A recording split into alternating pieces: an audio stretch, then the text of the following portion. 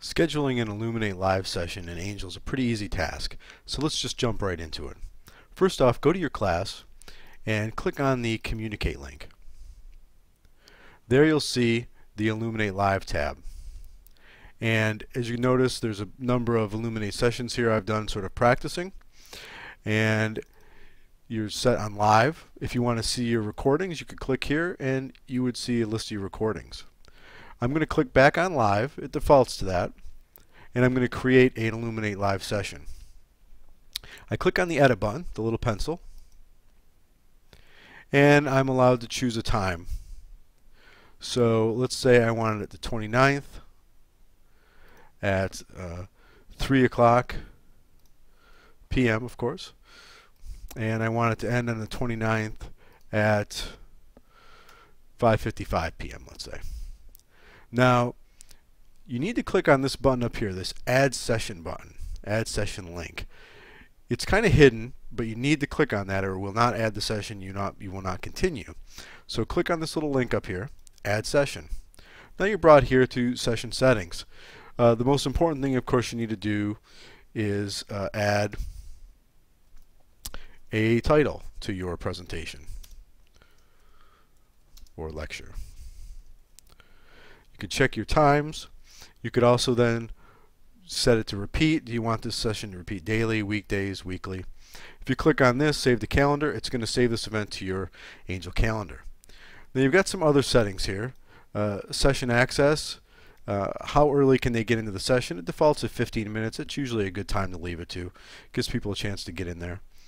Moderators and participants. This way you could sort of set some students to have moderator roles or just choose certain students to actually be in the Elluminate session that are on your roster. Let's say it's just a small group. That's what that's for. Session attributes.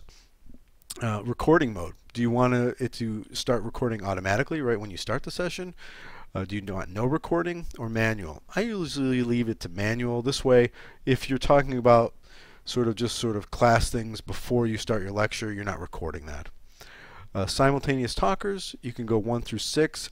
I would not go past 2 just for bandwidth issues.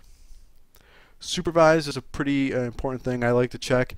It lets you see all chat that's going on in the Elluminate session by the participants, even private chat.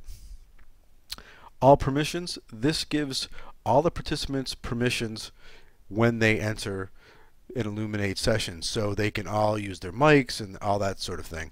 I usually leave that off and then I sort of turn those on as we go. It helps sort of cut down on some technical difficulties. Raise hand on entry. This when someone comes into the room and they haven't been in, they sort of first come for the first time, that button, their little hand flies up in Elluminate. But of course this is your most important. So I'm going to hit create. Now I can put a little email together and I can tell them when the class is, sort of to let them know we